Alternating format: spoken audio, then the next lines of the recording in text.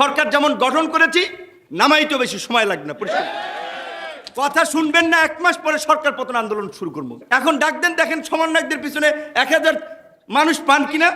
এখনো ওই জায়গায় আমরা মনে করি যে রাজনৈতিক ঐক্যমতের ভিত্তিতে নাগরিকদের অংশগ্রহণের মধ্যে দিয়ে এই সরকারকে জাতীয় সরকারের রূপ দিয়ে 2 বছরের জন্য সরকার চালাতে হবে। কিন্তু এই কাঠামোতে, এই এনজিও মার্কা কাঠামোতে 6 মাস টেকা অসম্ভব হবে। শীতের সময় গ্রামে অনেকে বলে, একটু অসুস্থ মানুষ, বয়স্ক মানুষ দেখলে যে এই শীত ওঠে কিনা সন্দেহ আছে। তো এই কাঠামোতে যদি সরকার থাকে তাহলে 6 মাস যায় কিনা সন্দেহ আছে। কারণ হচ্ছে সরকারের মধ্যেই বেনিফিশিয়ারিরা ঢুকে গেছে, আশপাশে সুবিধাভোগীরা আছে, ফ্যাসিস্টের দোসররা আছে। সরকারের রাষ্ট্র পরিচালনার অভিজ্ঞতা ছিল না, একজনের একটা মিনিস্ট্রি চালানোর অভিজ্ঞতা নাই, তারা দিচ্ছেন আপনি 3টা মিনিস্ট্রি। এটা কি পুতুল খেলা? রাষ্ট্র পরিচালনা কি পুতুল খেলা? অভিজ্ঞতা ছাড়া আপনি 3টা মিনিস্ট্রি সামলাবেন?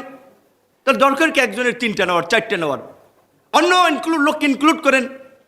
আমরা একটা কথা অনেকে ভাবতে পারি যে নূর ভাই এত কথা বলে যে নূর ভাই বোধহয় সরকারে যেতে চায়। আমি আপনাদের সামনে পরিষ্কার করতে, আমরা রাজনীতিবিদ, রাজনীতি করে নিজেদেরকে তৈরি করতে চাই। আমার ব্যক্তিগতভাবে আমাকে যদি বলেও, আমি অ্যাডভান্স বলে দিলাম, আমি নিজে এই অন্তর্বর্তীকালীন সরকারের পার্ট হব না। কারণ এই সরকারের পার্ট হইলে তার সফলতা ব্যর্থতার উপরে আমার ভবিষ্যৎ রাজনীতি নির্ভর করবে। সুতরাং এরকম আনসার্টেন গভর্নমেন্টের আমি ব্যক্তিগতভাবে পার্ট হব না। কিন্তু আমাদের কাছে যদি প্রস্তাব চায় উপযুক্ত ব্যক্তিদেরকে, এই নাসির স্যার বসে আছেন, অনেকে মাস্টারমাইন্ড খুঁজেন এই আন্দোলনের কারণে। এই আমাদের শিক্ষক, উনি জগন্নাথ বিশ্ববিদ্যালয়, সেই ছবি ফেসবুকে আছে, পিঠ ঝাঁঝরা হয়ে গেছিল গুলিতে, চাকরি হারিয়েছেন। সেই সময় এই যুবলীগের চেয়ারম্যান হতে চাওয়া ভাইস চ্যান্সেলর সেই মিজানুর রহমানরা তার চাকরি বাতিল করেছিলেন। এখন পর্যন্ত বোধহয় আদালতে লড়াই ফাইট করেও এই 18 থেকে এই পর্যন্ত চাকরিতে বোধহয় এখনো সমাধান ঢুকছে, বেতন টেতন ক্লিয়ার হয়নি। তাহলে ওনাদের মতো ব্যক্তিদেরকে এই সরকারে নিতে হবে। এই একজন ব্যক্তি আমাদের এখানে আছে, তার যে ডেডিকেশন, স্রোতের বিপরীতে লড়াই করেছে, আমরা যেখানে যখন প্রোগ্রামে ডেকেছি চলে এসেছে, তাদের এই সরকারের উপদেষ্টা হতে হবে। এই সরকারের যারা উপদেষ্টা হয়েছে তাদের ডেডিকেশনটা কি, তাদের কন্ট্রিবিউশনটা কি লাস্ট 15 ইয়ার্স দেশ জাতির জন্য তাদের কি অবস্থান ছিল? কয়দিন রাজপথে এসেছে, কয়দিন গণতন্ত্রের জন্য কথা বলেছে, কয়দিন ফাঁসিবাদের বিরুদ্ধে আওয়াজ তুলেছে? সরকার পতন করাই দিয়েছে আমরা।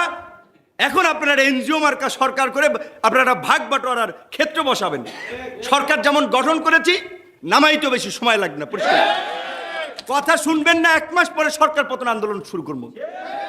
পরিষ্কার গুটি কয়েক ছাত্র সমন্বয়কে নিয়ে ভাববেন আপনারা সব পরিচালনা করবেন। এখন ডাক দেন, দেখেন সমন্বয়কদের পিছনে 1000 মানুষ পান কিনা। ডাক দেন, একটা প্রোগ্রাম ডাক দেওয়ান, দেখেন 1000 মানুষ থাকে কিনা। এটা কি মানে চারটিখানিক ব্যাপার? মনে হয় যে কয়েকজন ছাত্র ডাক দিছে আর এইভাবে রেজিস্ট্যান্স হয়ে গেছে, এইভাবে একটা গণ আন্দোলন হয়ে গেছে। এখন অনেকে মাস্টারমাইন্ড হয়ে গেছে, অনেকে প্রধান অমুক হয়ে গেছে। আন্দোলন তো একটা প্রেক্ষাপট ছিল, গত 1.5 দশকে সেই প্রেক্ষাপট রচনা হয়েছে। ধীরে ধীরে অনেকগুলো ঘটনা একটা একটা করে সুতা গেথে আজকের এই অবস্থায় নিয়ে